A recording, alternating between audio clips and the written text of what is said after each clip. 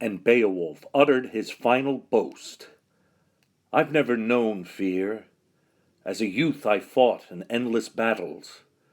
I am old now, but I will fight again, seek fame still, if the dragon hiding in his tower dares to face me. I mean to stand, not run from his shooting flames. Stand till fate decides which of us wins. My heart is firm, my hands calm. I need no hot words. Wait for me close by, my friends. We shall see soon who will survive this bloody battle. Stand when the fighting is done. In the 5th century, Germanic warriors stormed Britain's shores. Now, ladies and gentlemen, full disclosure, I chose that reading from Beowulf, and particularly that quote, because it is very indicative of the times that we are going to be discussing. And I wanted to comprise the English history in an informative but unique and entertaining way. These Germanic invaders built the foundation for English culture, the language of Anglo-Saxons, termed Old English. While this language has largely disappeared, what remains is poetry and prose emblazoned with heroic themes of courage, generosity, strength, and loyalty of warriors and kings. Before the Anglo-Saxons, we have England's oldest known tribes called the Celts.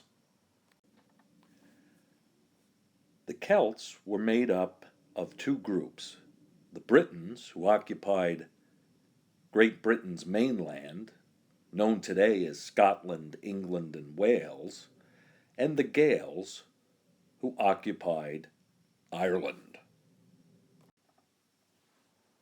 As you students of history might have guessed, the Romans arrived in 43 BC, driving the Britons north to Wales or into slavery.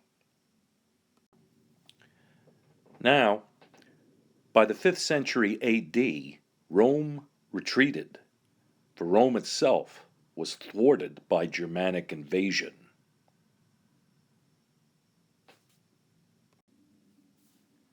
Pictured here is the ruler of southeastern Britain during the early days of Anglo-Saxon England, Vortigern. Now, Vortigern must have felt that if you can't beat them, hire them. So he hired the Angles, the Saxons, and the Jutes. These were Germanic tribes, and he wanted the country protected. However, the Angles, Saxons, and Jutes, much like many to follow and many before them, grew to love England. And in 650 AD, they divided up England into many small kingdoms. After many factions and many wars, by the end of this century, they finally considered themselves one people, English. Incidentally, within this 100-year period, the anonymous poet wrote the epic poem of Beowulf, which we read from this era. Now, historians believe that the poem was written between 700 and 1000 AD. The epic included traces of Christianity and the themes of courage, loyalty, generosity, and strength. Now, a few words on Christianity. By 596 AD, the Pope and Irish monks provided two major aspects to English culture: Christianity and literacy. The Irish monks provided literacy, inculcating the tribes through the universal language of the time, Latin. Now, it is my opinion that England was aided and abetted in its unification by Christianity and literacy. It brought the whole country together.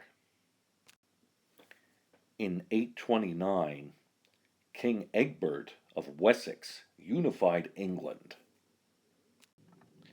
However, the Vikings, known as the Norse, lurked. They once again invaded England, as they would do many times in England's history, particularly during this time. Now, the Norse invaders were primarily Danish, so the Danes attacked with reckless abandon. And here we see some Danes probably on their way to attack England. They sort of made it a hobby. By 879, Alfred defeats the Danes. And by 900, England is united. But wait, the Vikings returned by the late part of the 900s, and by 1016, England, weary of war and reacting to more Viking attacks, turns to a man of Danish ancestry, Prince Canute. And Canute works to unite people of Danish descent with the English. Now, ladies and gentlemen, a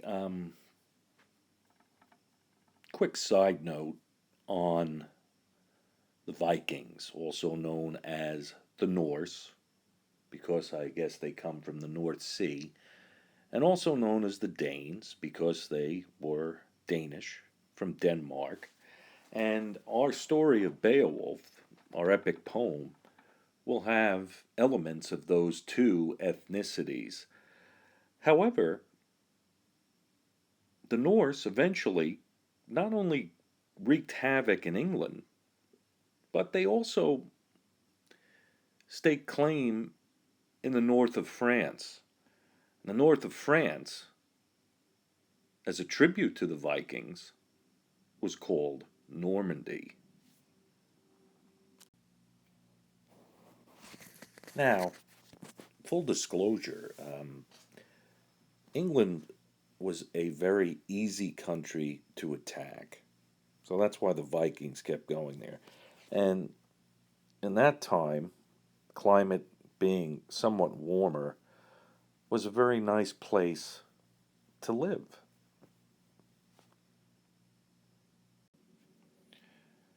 Now, King Canute eventually did provide some stability for England. However, 10 years after his death, all his descendants had met their demise as well. So, England turned to King Edward.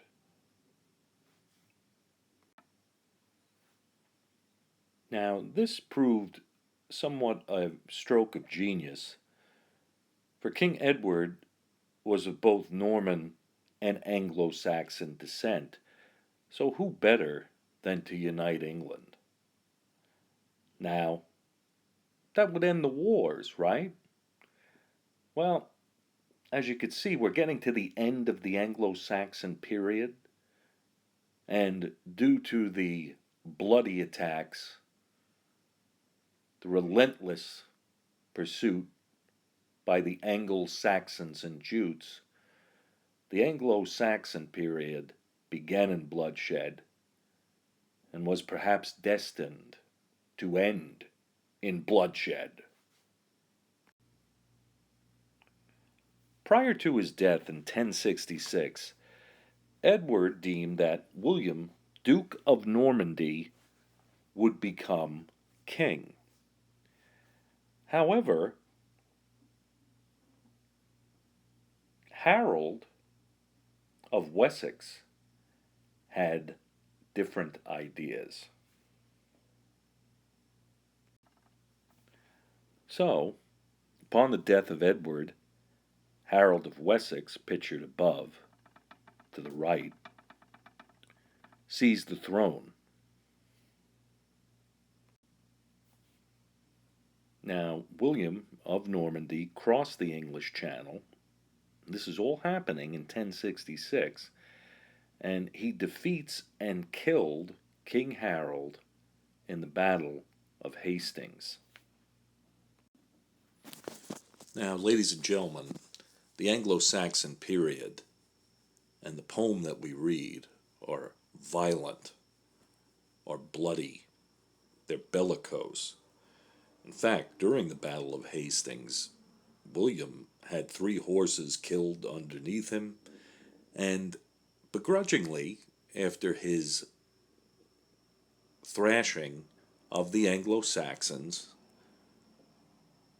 William is accepted as the King of England.